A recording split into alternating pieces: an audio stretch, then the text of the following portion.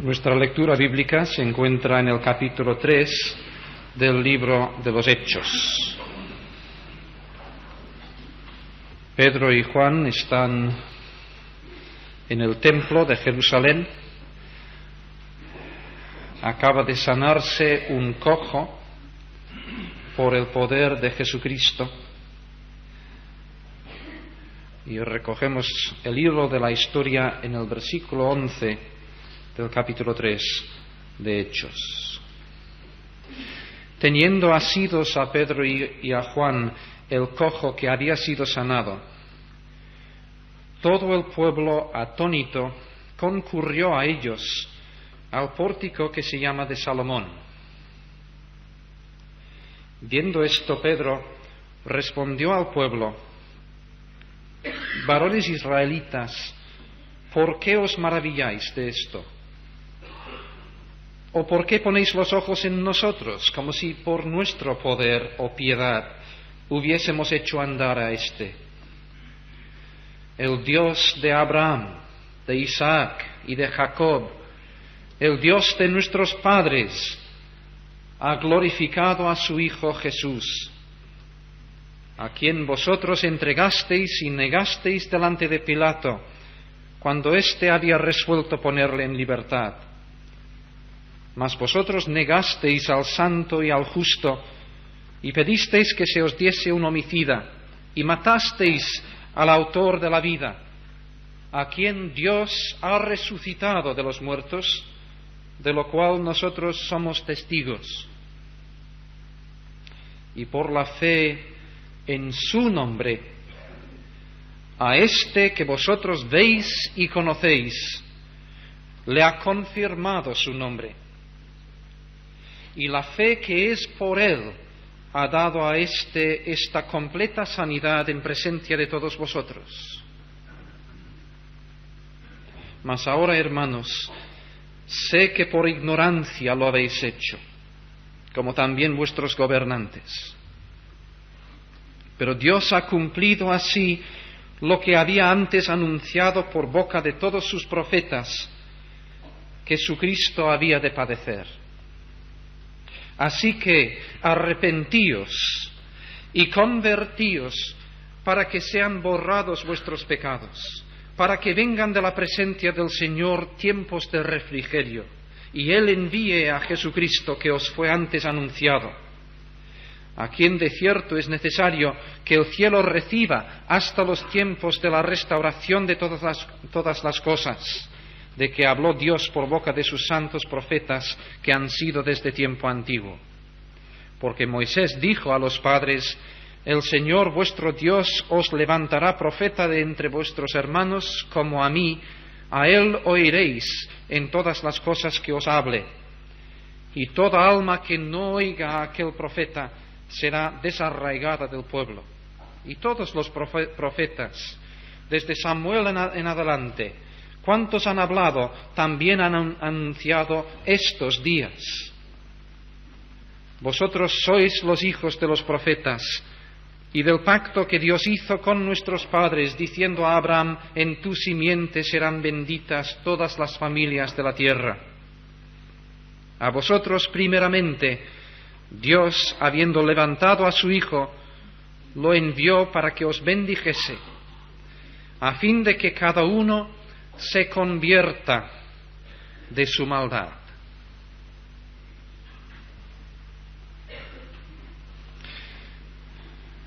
Hasta aquí el texto de la palabra de Dios, que, como habréis visto, versa sobre lo que va a ser el tema de la ponencia de esta mañana. ¿Qué quiere Dios del hombre? Que se convierta.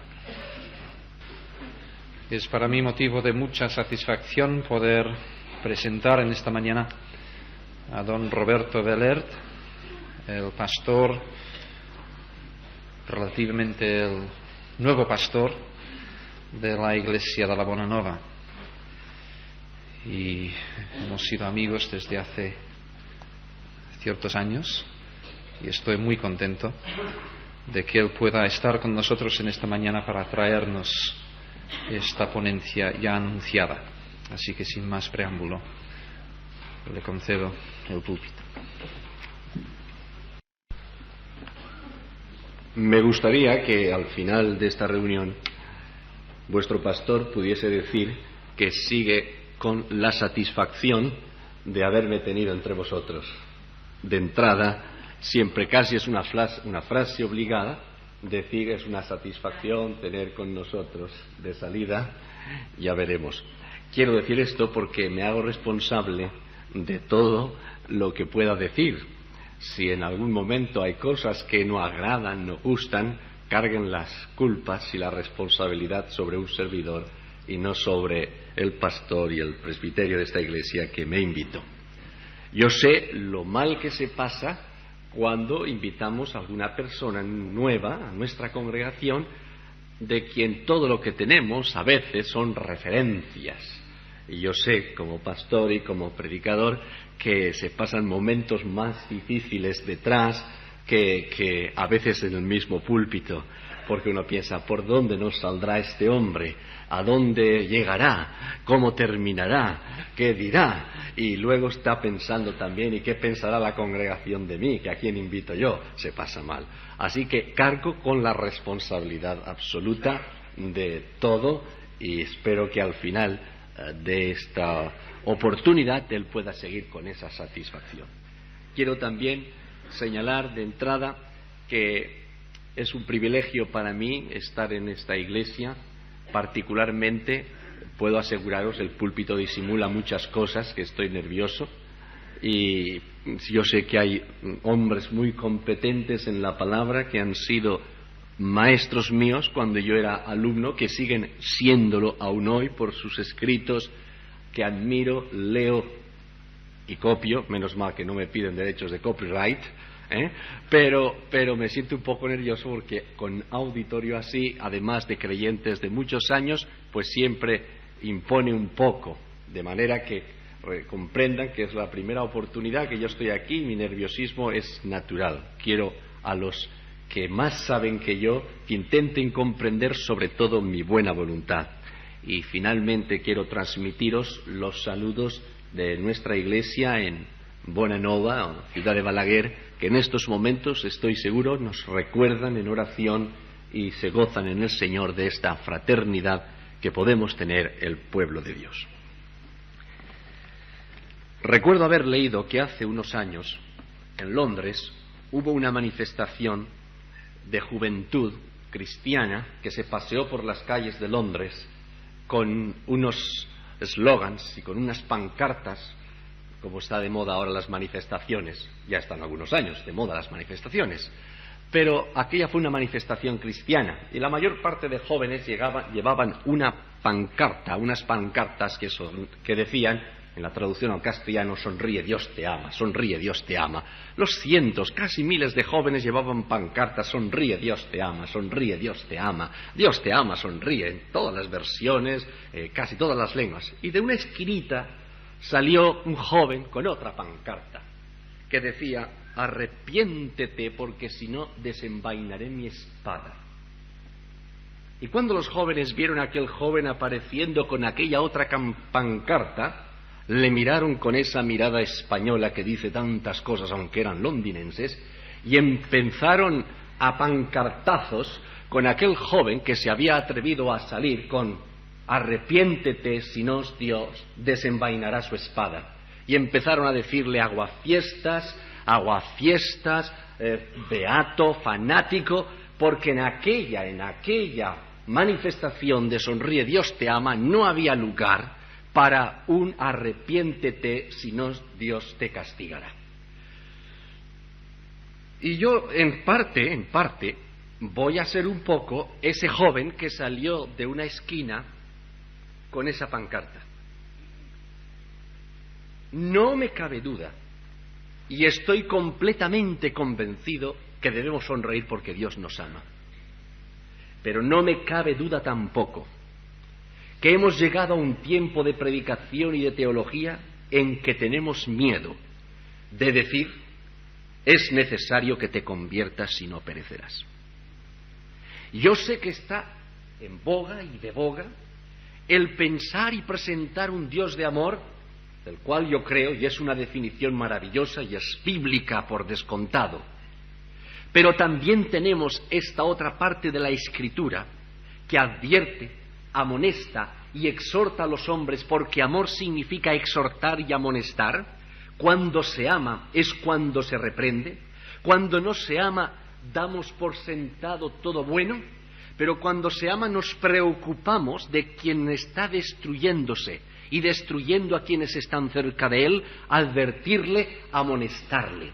Dios a quien ama disciplina, y el término utiliza una palabra griega muy importante, muy bonita, que significa pedagogía. Dios a quien ama disciplina, y cuando Dios dice y clama a los hombres, es necesario que te conviertas.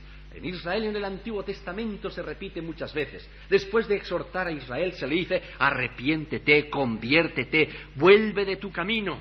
¿Por qué Dios tan insistentemente proclama y predice esto?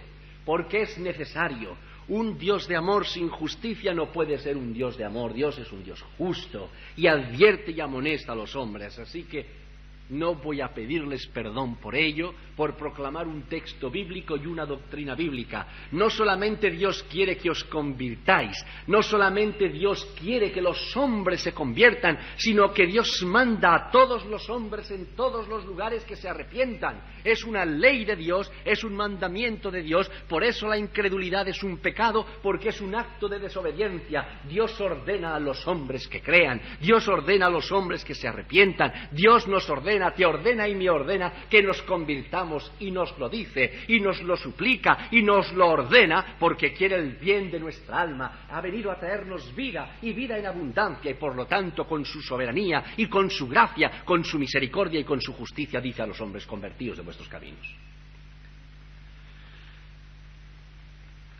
No saben ustedes cuánto estoy sufriendo por si mi tema es homilético, hermenéutico, técnico, teniendo tan grande nubes de profesores. Estoy más nervioso que si estuviese haciendo ahora mi tesina, pero a pesar de ello voy adelante.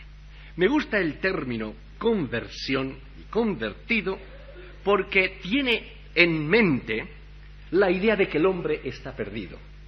Y el hombre perdido hay que interpretarlo en dos aspectos, en otros muchos, pero yo me definiré en dos aspectos. Un hombre perdido significa que está fuera de lugar, fuera del camino que Dios quiere que el hombre siga, y pierde ese camino y se sale de él. Pero además hay otro aspecto: un hombre perdido del camino, en la medida que permanece en ese estado, más se pierde. El término bíblico y la teología del hombre perdido es perdido y echándose a perder. Por eso la Biblia, cuando habla de Jesucristo, dice que vino a buscar y a salvar. Dos cosas. ¿Por qué? Porque ser perdido significa estar perdido del camino y echándose a perder. Cuando uno se pierde, se sale del camino, y ahora estamos en las autopistas, cuando uno se equivoca de salida, la de kilómetros que tiene que hacer y la de nervios que coge hasta que sale la próxima salida. Porque cuando uno se equivoca, cada vez se equivoca más. Pongo el ejemplo. Ustedes han visto los niños que llevan su almuercito al colegio, ¿verdad? La generación nuestra los lleva, no siempre se los come. Eso sí, envueltos en buen papel de plata para que conserve todas sus cualidades. Ustedes han visto que los niños muchas veces pierden su bocadillo. ¿Verdad que sí? Lo pierden, a veces se lo dejan en un sitio, luego se ponen a jugar, se olvidan, y el bocadillo, al no estar en el lugar, en la cartera, en su pupitre, habérselo dejado en un sitio, está perdido. Como el niño se olvida, esa cosa que está perdida, ese bocadillo que está perdido, con el tiempo que sucede, se echa a perder. Porque perdido y permanecido perdido se echa a perder, hasta tal punto que, a pesar del papel que lo envuelve, con el tiempo está inutilizado. Miren, esto mismo pasa al hombre pecador. Dios puso al hombre en un camino. Dios quiere nuestro bien, quiere vuestro bien. Dios quiere que caminemos por los caminos que Él nos ha señalado para que conozcamos paz y bienestar, bendición y salvación. Pero el hombre se sale de ese camino y entonces se echa más y más a perder, se deteriora. Por eso, conversión, teniendo en cuenta esos dos aspectos de perdido y echándose a perder, convertido significa dar la vuelta. No solamente dejar de darle la espalda a Dios, sino mirarle de frente. Un pecador no solamente le da la espalda a Dios, sino que su visión está hacia un ídolo, hacia su propia opinión, hacia otra religión o hacia un camino. La espalda a Dios y mirando en otra dirección. Conversión significa esos dos aspectos, volver a mirar a Dios y caminar en dirección a Dios. Y en lugar de perderse, ir caminando de poder en poder hasta ver a Dios en Sion. Por eso Dios ordena y manda que los hombres se conviertan. Ahora hemos leído un versículo que es precioso, en el capítulo 3 de los Hechos, el versículo 26, que dice: a vosotros primeramente Dios, habiendo levantado a su Hijo, lo envió para que os bendijese, a fin de que cada uno se convierta de su maldad. Y yo voy a utilizar estas dos palabras, convertirse de su maldad, porque uno de los problemas que españoles, yo soy español, valenciano, la mejor tierra de España y del mundo entero después de Barcelona, claro está. Una de las cosas que tenemos, que los españoles nos creemos muy buenas personas. Si somos casi semejantes a los querubines y a los serafines, todos somos buenas personas. Salimos a predicar a la calle y le decimos: es necesario que te arrepientas, es necesario que te conviertas. ¿Y de qué? ¿De qué? Pero si yo no hago mal a nadie, yo me porto bien, yo soy una buena persona, y los que conozco que son religiosos, y la religión de mi país, y fulanito que dice, y enseguida nos excusamos. ¿Verdad que ustedes conocen ese sonsolete? ¿Lo conocen muy bien? Pues como yo tengo que intentar, o voy a intentar con la ayuda del Señor, y pido que su Espíritu me ayude, a manifestarles la necesidad que tenemos, si no la han experimentado todavía, de convertirse, voy a intentar ser el joven estudiante que sale de la esquina y decirles: tienen ustedes obligación de arrepentirse si no lo han hecho.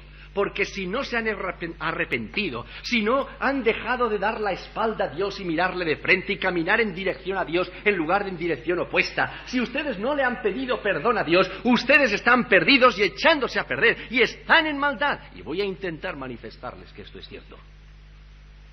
Sé que no va a gustar, sé que a algunos les gustaría que les hablase del Jesucito bueno que tenemos, del Dios maravilloso y dulce y bondadoso, y es cierto y lo creo. Pero ese Dios bueno y bondadoso, ese Dios dulce y justo, nos ha dicho, nos ha mandado: arrepiéntete, si no perecerás. No son mis palabras, son las palabras de Dios. Y quiere que te arrepientas para que conozcas lo que es tener un corazón limpio, tener una conciencia tranquila, tener un espíritu de paz, tener esperanza de que Dios es tu Padre y que puedes acercarte a Él, porque te has humillado, porque te has arrepentido, porque has ejercido fe, porque le has puesto delante y porque le has dicho: Señor, ayúdame. Y para eso, una de las obligaciones que tengo, creo que en homilética, por lo menos personal, es manifestaros que somos pecadores. Y lo voy a hacer con una historia de la Biblia, una historia que todos conocerán. Ay, me gustaría que las abuelitas de esta época se parecieran a la abuela que yo tuve. ¿Cuántas cosas aprendí yo de la Biblia? Mi abuela me decía: si me lees un capítulo te doy una peseta. Nunca vi la peseta, pero me leí de capítulos. Ahora comprendo por qué. Pues nosotros tendríamos que enseñar esas historias bíblicas que son auténticas, que son vida, que llegan al corazón, que hablan. Hoy, si las ancianas recuperasen lo que hacía la abuela de Timoteo, y en lugar de pasar los niños y jovencitos y jóvenes tantas horas ante la cajita, de cuando en cuando escucharan de sus abuelos y de sus abuelas y de sus padres y de sus madres las historias bíblicas. Era una vez un príncipe llamado Belsasar, que se sintió libre porque su padre, que le gustaba más pelear que gobernar, se marchó a la batalla.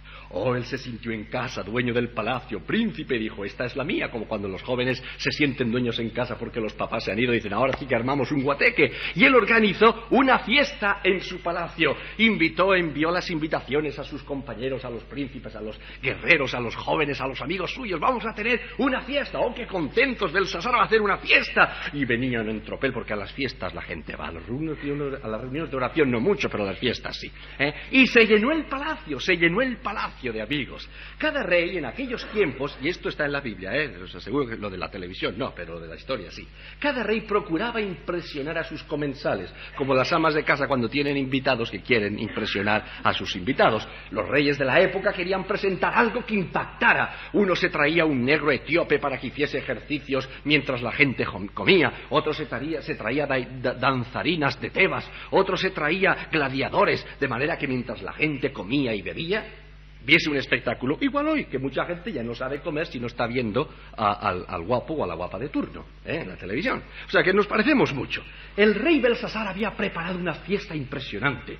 Él tenía unos banquetes, unas comidas, unas orgías, pero tenía una sorpresa. ¿Qué sorpresa? ¿Qué es lo que preparará Belsasar como novedoso?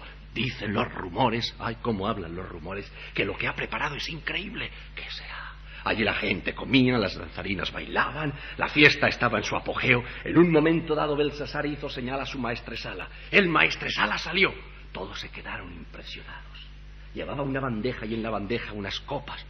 Las copas que el abuelo de Belsasar, Nabucodonosor, había traído de Jerusalén, las copas del templo, las sagradas copas de Jehová, el Dios de los ejércitos, el Dios de los israelitas, el Dios de los judíos. Y en esas copas vamos a ver, ¡qué valiente es Belsasar! No tiene miedo de Jehová, no tiene miedo del Dios de los judíos. Nabucodonosor llegó a tener miedo, pero Belsasar no. ¡Oh, Belsasar, qué valiente! Y llenaron las copas de licor y de bebidas embriagantes y las pasaron entre todos de alegría. ¡Qué valiente! ¡Qué valiente! Pero hubo una cosa muy importante: de Dios no se ríe nadie. No lo olvidéis, amigos y hermanos, de Dios no se ríe nadie. Dios es más serio de lo que pensamos. Dios es el que le dice a su siervo: quítate las sandalias porque el lugar que pisas es santo. Es el Dios santo, santo, santo. Es el Jehová de los ejércitos. Desgraciadamente hemos empequeñecido. Por eso también los cristianos tenemos menos gozo, porque creemos que Dios es un amiguete, una buena persona. Dios es el todopoderoso, es el soberano, es el creador, es el rey. Y cuando Él dice: voy a castigar, voy a poner mis juicios, voy a dar unas lecciones a los seres humanos, voy a confundir a las naciones, voy a levantar imperios o los voy a camar, habrá alguien que se oponga a ese Dios. Y ese Dios apareció en la fiesta, porque Dios está en todas las partes. Y escribió unas palabras en la pared. Tekel bene upharsin. Qué silencio se hizo en la sala. Todos se callaron. La fiesta ya no continuaba. ¿Qué pasa? ¿Qué significan esas palabras? No las entendemos. Belsasar, explícanoslo. Belsasar dice la Biblia, no la historia me la cuento yo. Lo dice la Biblia. Dice que sus rodillas chocaban una contra la otra, como sucederá cuando Dios venga a juzgar a los hombres. Rocas caer sobre nosotros. ¿Por qué? Porque Dios es un Dios de justicia. Es un Dios de amor, pero es un Dios de justicia. Sus piernas chocaban una contra la otra de miedo. Que nos lo expliquen, que nos lo expliquen. Que vengan los consejeros, los magos, los adivinos. Oh, salieron los magos y los adivinos de comercio y negocio. Aquellos que veían: vamos, hoy vamos a ganar horas extraordinarias, a ver qué interpretación le damos. Pero aquellos magos y adivinos no podían interpretar aquellas palabras, porque aquellas palabras nada más las podía interpretar hombres de Dios. ¡Qué miedo tenían! Ya no había fiesta, ya no había buen gusto de boca, ya no había banquetes, ya no había alegría, ya se había terminado la filosofía. Comamos y bebamos que mañana moriremos. Ahora querían saber qué significaba aquello. ¡Ay, se acordó alguien! Aquí está Daniel. Daniel, sí, él sabe. Él es de Dios. Él es un hombre diferente. Él tiene un mensaje. Ojalá el pueblo cristiano de Cataluña fuesen hombres diferentes. Que cuando nuestra región, nuestro país pasa por problemas, ojalá hubiéramos creado el impacto que dijéramos: los hombres de Dios tienen un mensaje para nosotros. Ojalá. Eso es un propósito, un objetivo que debe estar en nuestras vidas. Crear el impacto que se creó en el pasado y que hoy es necesario que el pueblo evangélico vuelva a tener en nuestro país. Y Daniel salió. Te haré el tercero del reino, te daré un collar, te daré ropas, te haré rico, pero dime esto qué significa. Y Daniel le dijo: tus riquezas para ti. Sí, te lo voy a decir.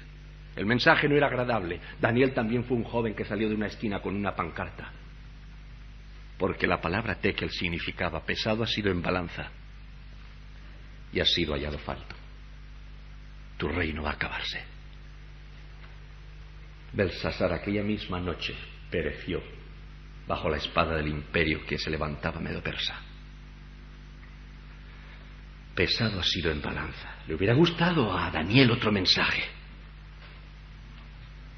Amigos que estáis aquí, suponer que ahora Dios nos pesara a nosotros en la balanza de su justicia, nos pusiera Dios en un platillo de la balanza. ¿Sabéis lo que es una balanza, verdad? Los valencianos lo sabíamos muy bien, esa balanza de dos platillos. En una se ponen las pesas y en otro se pone el producto. Y cuando el producto pesa menos que las pesas, entonces eso lo entienden, está clarísimo. Pero supónganse que hoy Dios les pusiera a ustedes en su balanza, no en la balanza de la opinión pública. No se preocupen tanto lo que piensan los demás de usted. No os preocupéis tanto lo que piensan vuestros compañeros de vosotros. No vayáis por la vida pensando lo que dirán los demás. Estar preocupados en la vida lo que piensa Dios de vosotros. ¿Cuál es el peso que Dios da a vuestra vida y a vuestra conducta? Y vamos por unos instantes muy rápidamente a poner unas balanzas en un platillo y en el otro platillo nos vamos a poner nosotros y vamos a ver si no es necesario que nos convirtamos al Señor. ¿Qué balanzas utilizará? ¿Qué pesas utilizará Dios en el platillo? Pues utilizará una de las pesas más descuidadas por el pueblo evangélico. Son los 10 mandamientos. Yo tengo, aquí en Verdi no lo sé, pero en las iglesias donde he estado he descubierto triste y trágicamente que los evangélicos apenas saben los 10 mandamientos. Cosa curiosa. Sí, ya sé toda esa teología, ya estamos bajo la ley, estamos bajo la gracia. Pero los mandamientos son, según la Escritura, el espejo para revelarnos cómo somos. Ante la opinión pública somos muy buenos, porque a la hora de examinar nuestra vida, ¿a quién cogemos como ejemplos? Mira lo que hace fulanita, siempre cogemos el peor ejemplo. Mira lo que hace menganito, nunca cogemos un santo para compararnos. Elegimos personas que nosotros ya las hemos etiquetado, no son tan buenas como nosotros, y entonces nos sentimos justificados y nos autoconvencemos que somos buenos. Pero ante Dios no vale lo que piensan los demás, no van a ser las pesas de los demás, no van a ser los juicios de los demás, no van a ser los criterios de los demás, ni siquiera van a ser los criterios de un dogma o de una iglesia, de una tradición evangélica. En la balanza en la que Dios nos ha de colocar es en la balanza de su ley, porque la ley es el ayo para llevarnos a Cristo. ¿En qué sentido? En revelarnos que estamos llenos de maldad, en revelarnos que somos pecadores. Y si no, vamos a comprobarlo un poquito. ¿Cuál es la primera pesa que ponemos en el balanza? ¿Cuál es? La primera pesa es: no tendrás dioses ajenos, porque yo soy Jehová fuerte y celoso. ¡Qué clara introducción! Dios no empieza diciendo, mandando a los hombres, creerás en mí. Dios no necesitaba mandar esto, porque sabe Dios muy bien que el ser humano necesita creer en alguien. Dios sabe que por instinto y por intuición el ser humano necesita creer. Lo que pasa es que el pecado ha distorsionado en quien creemos, de manera que su primer mandamiento es: no tendrás dioses ajenos. Y la palabra Dios significa dueño, señor, soberano. Es decir, nadie merecerá tus sentimientos, nadie acaparará tu voluntad, nadie gobernará sobre ti excepto yo, porque soy celoso y porque quiero todos los sentimientos y quiero tu voluntad y quiero gobernarte y quiero dirigirte. Ese es el Dios de las Escrituras, ese es el Dios del Sinaí, ese es el mismo Señor Jesucristo que se humanó y dijo: ¿para qué me llamáis Señor si no hacéis lo que yo os mando? ¿Para qué? Hemos empezado un culto diciendo: a Jesucristo coronad, pero coronadle para los demás o para mí mismo. ¿Os gustaría tener un criado que dijese: sí, señorito, lo que usted mande, señorito? Con respeto a los andaluces, Pero es que así se sonríen y los que estaban así cerrando los ojos para dormirse se despiertan. ¿Les gustaría tener un criado que dijera: sí, señorito, lo que te mande? Sí, señorita, lo que usted mande, pero que nunca hiciese lo que el señorito y la señorita manda? ¿Verdad que esos criados no interesan? ¿Interesan a esos empleados? Lo que usted mande, patrón, pero no hacen lo que se les manda. ¿Cuántos de nosotros realmente tenemos a Dios como amo, como Señor, como dueño, como creador, como el que manda y al que hay que obedecer? ¿Cuántos de nosotros realmente amamos a Dios sobre todas las cosas, con todas las fuerzas de nuestro corazón, con todas las fuerzas de nuestra alma, con todas nuestras fuerzas? ¿Cuántos? En esta balanza no tendrás dioses ajenos, ni la fama, ni la riqueza, ni el placer, ni alguna de las cosas que hoy consideramos los dioses. Hay quienes viven para vivir placenteramente todos los días, todos los instantes de todos los días, todos los segundos de todos los instantes. Hay para quienes su Dios es pasarlo bien, hay quienes para su Dios es el conocimiento, saber, y sacrifican todo en aras del saber, olvidándose de Dios. Hay quienes viven para acumular riquezas, es su Dios las riquezas. Hay quienes están siempre preocupados de la fama, qué piensan los demás de mí, y lo sacrifican todo con relación a que los demás piensen bien de nosotros. ¿Cuál es tu Dios? ¿Cuál es tu Dios? Cualquier cosa o cualquier objeto o cualquier persona que ocupe tus sentimientos, tu voluntad, tu alma y tu mente se ha constituido en tu Dios. El segundo mandamiento dice: no te harás imagen y semejanza. Ya veo que algunos respiran tranquilos y dicen: menos mal, porque aquí no tenemos imágenes, nada. Los evangélicos tenemos también nuestra propia imagen. Sí, es cierto que no nos hemos hecho imágenes de escayola, ni de bronce, ni de hierro, gracias a Dios. Después de haber leído las sátiras de Isaías o los salmos, la denuncia clara de la Escritura de no te harás imagen y semejanza, que nosotros cayéramos en ese error sería terrible. Pero ¿saben ustedes que también pulula una tradición evangélica de un Dios hecho a nuestra medida? ¿Saben ustedes que mucha gente nos hemos hecho una idea de Dios que no es la idea del Dios? A Dios hay que recibirle como Él se revela en las Escrituras y no como a nosotros nos parece que es Dios. Y esto es muy diferente. El Dios de muchos, la imagen que de Dios tienen muchos es no hacer mal a nadie. Cogen 3 o 4 pecados, nada más. No adulterar, no mentir y no robar y no matar. Ya lo demás no tiene significado. Estos no los cumplen, es decir, quiero decir, no los realizan, no pecan de estos. Ese es su Dios, un Dios de no hacer mal a nadie. Eso es una imagen de Dios. Dios ha dado 10 mandamientos y los vamos a ir muy rápidamente desarrollándolos. No te harás imagen. ¿Qué imagen tiene usted? ¿Qué imagen tienes tú de Dios? Ay, los españoles que no, a algunos que no les toque el Cristo de los faroles, a otro en Valencia la Virgen de los Desamparados, a otros en los madrileños San Isidro. Cada uno nos hemos hecho una idea de Dios, cada región tiene su idea de su patrón. El Dios de las Escrituras es el Dios que se revela y dice, yo soy celoso, es decir, quiero los sentimientos. ¿Os gustaría, esposas, compartir el amor de vuestros esposos con media docena más? No respondan, si no esto... ¿Y a los esposos qué? ¿Les gustaría, verdad que no? El amor no lo queremos para nosotros, no es lo lógico y no es lo justo. ¿Es que acaso no es lo que Dios ordena? Pues en cuanto a los sentimientos que Él pide para Él dice claramente, soy celoso. Sí, Señor, es celoso y tiene el derecho de serlo porque es el Creador. No se levanta la criatura contra el Creador, no le dice la vasija al alfarero cómo la tiene que hacer.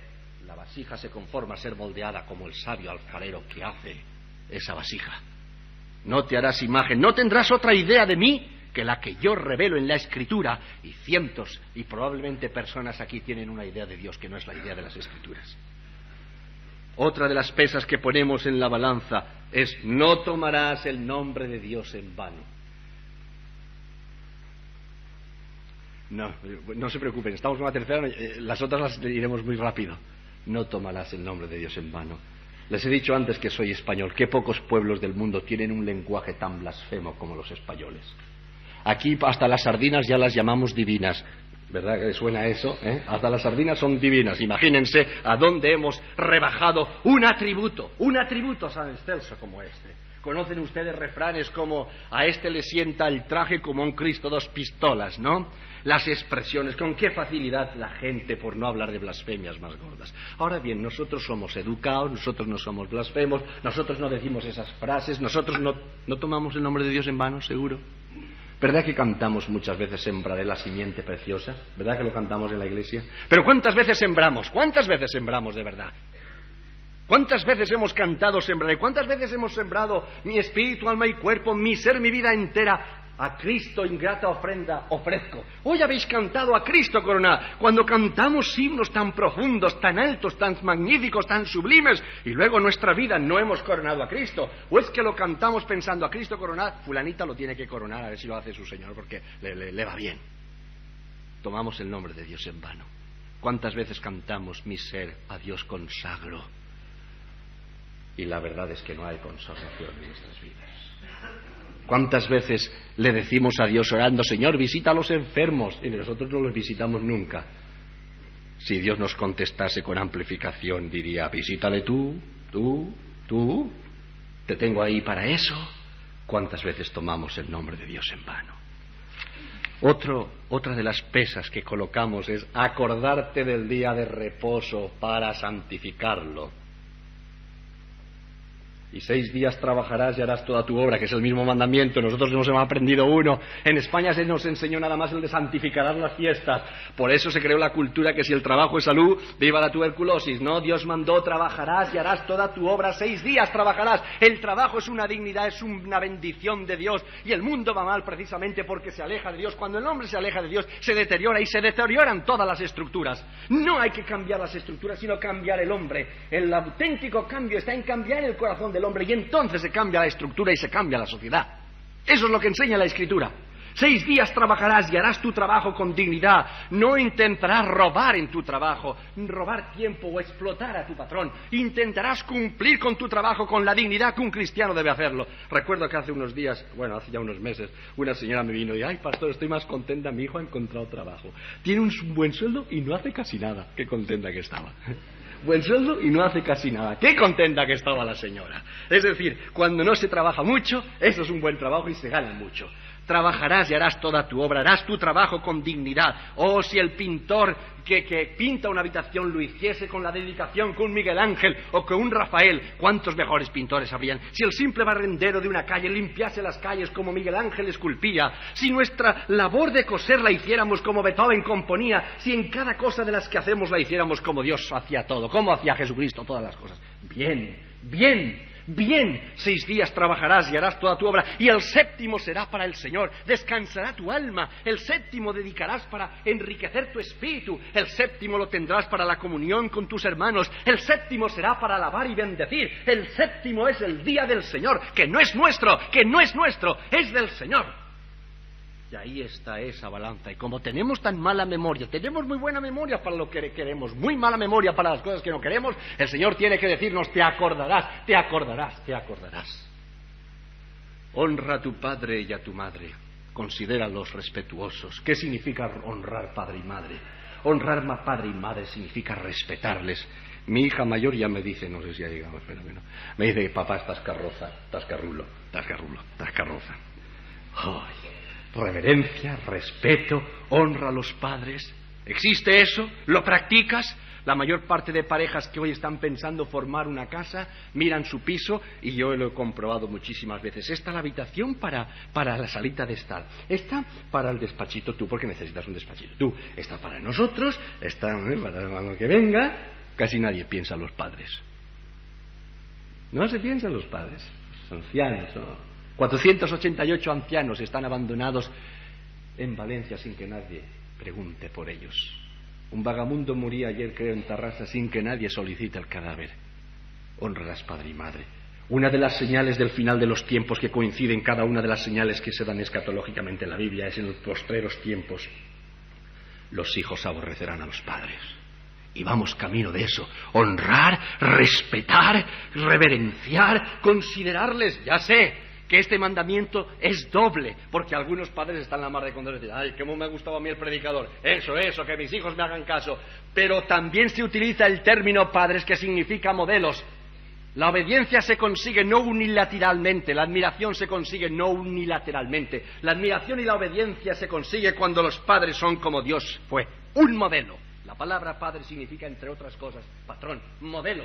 Y cuando un hombre y una mujer son en su casa modelo, aunque no sean excesivamente cultos, aunque no hayan podido ir a la universidad, aunque no sean excesivamente sabios, pero cuando son buenos, bondadosos, cuando intentan educar a sus hijos con disciplina y con amor, cuando son modelos, no es tan difícil que los hijos los amen y los respeten. No exijáis aquello que no sois capaces de dar. El mandamiento es doble. Por un lado, a que los padres sean honrosos, honorables, dignos de honra, y por otro a los hijos a honrar y respetar a los padres. Y ahí está esa pesa, Ya voy a terminar con las pesas. Las otras las sabéis, ¿verdad?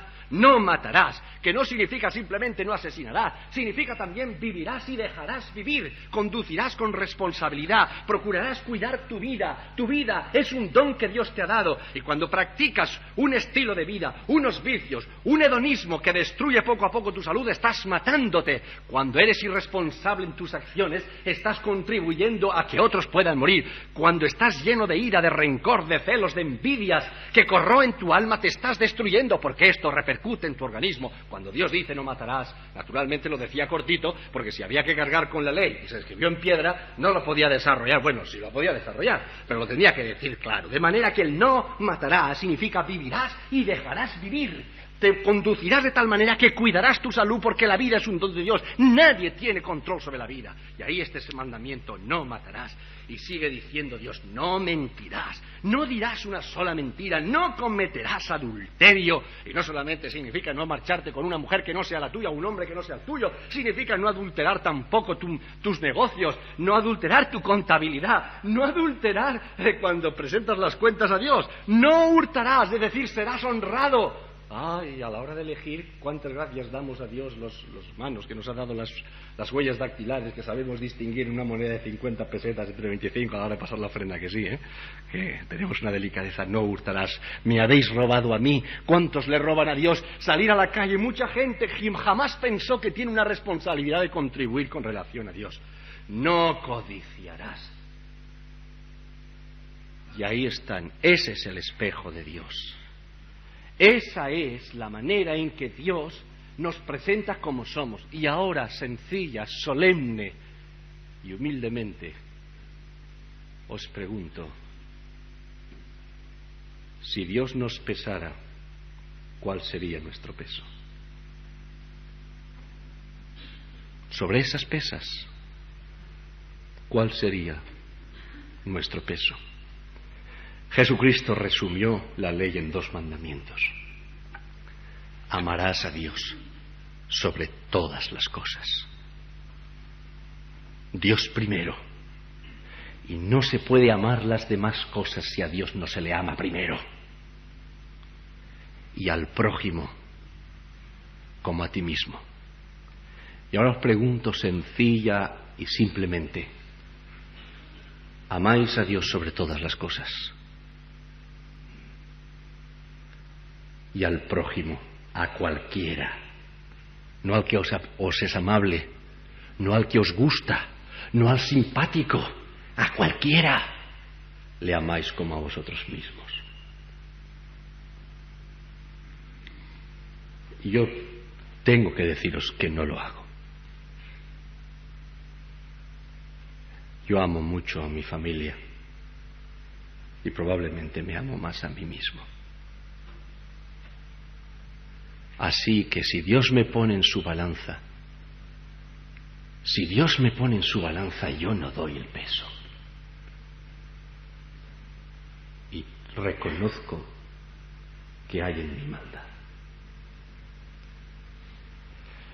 ¿Qué hace el Evangelio? El Evangelio es claro, es rotundo, es como esa fuerza viva. La palabra de Dios es como la espada que penetra hasta partir el alma y nos revela cómo somos. Quiera Dios que estéis sintiendo ahora mismo como sois realmente, como Dios nos revela. Pero el Evangelio no nos deja en esa noticia.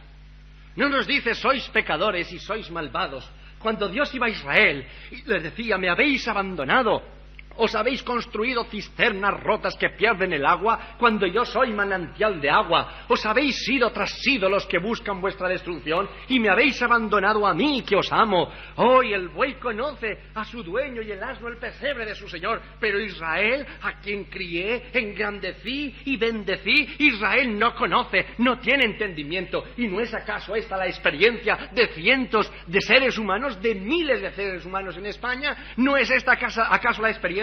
Recibimos todo de Dios, recibimos su naturaleza de Dios, recibimos los dones de Dios, pero vivimos nuestra vida, vivimos en nuestras leyes sin hacer caso, y Dios nos revela la realidad y nos dice, estáis llenos de maldad, estáis llenos de pecado y necesitáis volver. En lugar de caminar en dirección contraria a mí, en lugar de ir hacia perdición y echándoos a perder más, necesitáis hacer un cambio, necesitáis volver a mí, porque si no os pereceréis. Y Jesucristo viene a hacer y a cumplir lo que yo no podía cumplir. Jesucristo no es solamente sustituto mío en la cruz. Jesucristo es sustituto mío también en ejecutar la gracia y la ley que yo no podía cumplir. Maravilloso don el de Dios.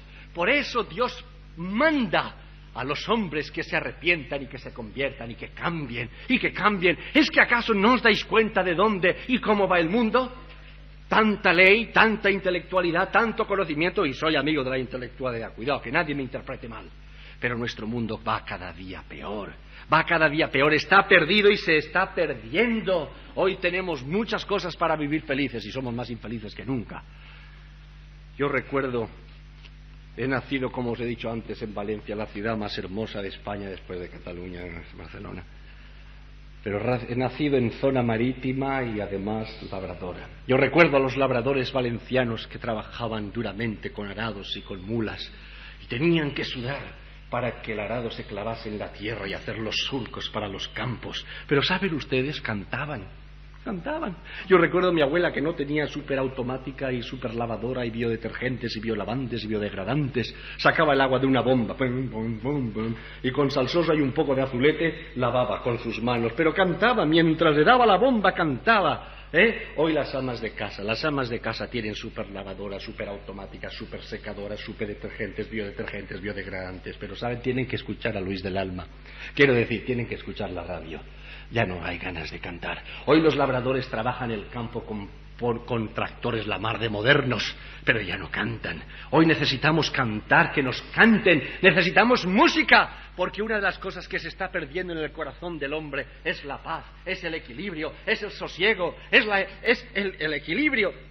Es, en una palabra, alejándose de Dios, y cuando el hombre se aleja de Dios, se deteriora. Dios no solamente quiere que el hombre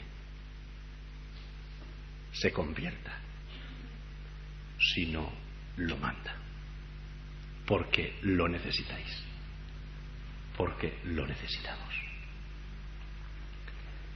Yo doy gracias a Dios que a la edad de 11 años escuché el Evangelio y no conocía tanta teología como ahora puedo conocer.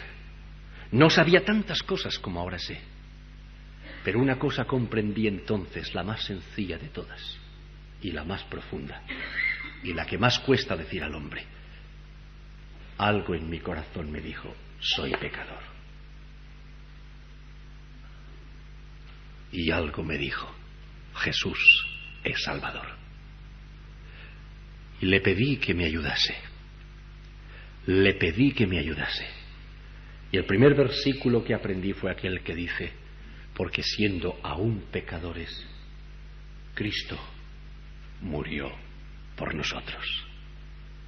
Conviértete, cambia de vida, da un vuelco a tu vida.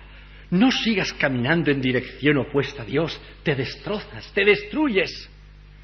Vuelve el rostro a Dios y conocerás lo que es sentir la paz, la bendición y el perdón. Dios te lo ordena. Yo he vivido por muchos años en Valencia, en la casa, y con esto termino de verdad, en la casa donde yo vivía, que éramos 33 vecinos pero no nos conocíamos, ahora vamos apiñados pero no nos conocemos. Tenía una catalana viviendo en la puerta de abajo y tenía 2 niñas, una preciosa y una de las otras niñas, una enferma, síndrome de Down, un mongolismo en el grado peor. Esta mujer, que la he conocido por años, era una mujer linda, bonita, agraciada, simpática, pero tenía esa hija que en la medida que crecía tan fuerte, rebelde, escupe, ir en el ascensor con ella era tremendo. La niña a los extraños les golpeaba, se le caía, y ella siempre ha estado pendiente. Algunas veces, señor Beler, hace ruido por la noche, pueden ustedes dormir, ya saben ustedes que los pisos hoy se comunican. No se preocupe, no se preocupe. Un día cometí una falta terrible, la tengo aquí como una espinita, porque en los años que yo he vivido con esta señora, quiero decir como vecino, he observado que ha ido perdiendo belleza, ha ido agotándose, envejeciendo, y es que cuánto agota un hijo o una hija que está enferma de tal manera y que tiene que vivir pendiente de ella para que coma, no quiere dejarla en un colegio porque ha tenido malas experiencias y dedica el tiempo del día y el tiempo de la noche para ella, y todos los días está pendiente de ella, y estaba pendiente de ella, y un día subiendo en el ascensor solo con ella y descubriendo su cara cansada, sus ojeras, lo rápido que envejecía, le dije: señora, ¿cómo puede usted resistir tanto? Me miró a los ojos de una manera sorprendida y me dijo: ¿cómo? Es mi hija. Y si algún día ella reconoce que yo soy su madre, me veré por satisfecha. Llegamos al rellano, bajó del ascensor, salió del ascensor. Y yo me quedé pensando en aquella frase. ¡Qué falta la mía! ¡Qué impulso tan desacertado! Preguntarle cómo era capaz de sufrir aquello, cómo era capaz de soportarlo, pero sus expresiones me sirvieron. Soy su madre Y aunque ella no sabe que soy su madre, no puede recibir un cariño, ni un abrazo, ni un beso de su hija, porque no tiene ese conocimiento y ese sentimiento, ella se siente su madre. Y si algún día esa hija le reconoce como madre, verá satisfechos todos sus sacrificios. Y pensé, Dios mío, nosotros no somos tontos, nosotros no tenemos síndrome de Down, nosotros nos damos cuenta que sin Dios el mundo se deteriora. Yo me doy cuenta y los seres humanos se dan cuenta que sin Dios están estropeando sus vidas, están destrozando sus vidas y están sobre todo labrando un futuro de eternidad de castigo. Así de claro. ¿Le diréis al Señor que sí? ¿Le diréis al Señor, perdóname? ¿Os convertiréis? Vosotros tenéis la respuesta. Si hubiese aquí alguna persona que hoy quiere decirle al Señor, Señor, soy pecador y te necesito, le pediría que se pusiese de pie. No hay verbo que cueste más pronunciar al ser humano que decir soy pecador. Que Dios la bendiga, hermana. Si hubiera otra persona que quiere decirle hoy al Señor, soy pecador y te necesito, le pido que se ponga de pie. Es el Señor quien ordena, es el Señor quien manda, convertíos y borraré vuestros pecados. Convertíos de vuestra maldad. ¿Qué le traemos al Señor? ¿Qué le podemos traer? No le podemos traer nada. Y sin embargo podemos recibir tanto. ¿Habrá alguien más que quiere decirle al Señor, soy pecador, te necesito? Que Dios te bendiga, Lorenzo. Que Dios te bendiga. ¿Alguien más? Que Dios la bendiga. Que Dios la bendiga, hermana. Que Dios la bendiga. Que Dios la bendiga, hermana. Vamos a tener una palabra de oración. Señor, quiero pedirte que bendigas a estas hermanas y hermanos que te han dicho, Señor, soy pecador y te necesito. Y quiero que obres, Señor, en sus vidas, les produzcas tú, que eres el que puedes y el único que puede hacerlo, les produzcas, Señor, arrepentimiento y fe. Gracias porque tú eres el que das la vida. Gracias porque tú eres el que das el perdón. Bendícenos y ayúdanos a seguirte siempre por Cristo Jesús. Amén. Que Dios les bendiga.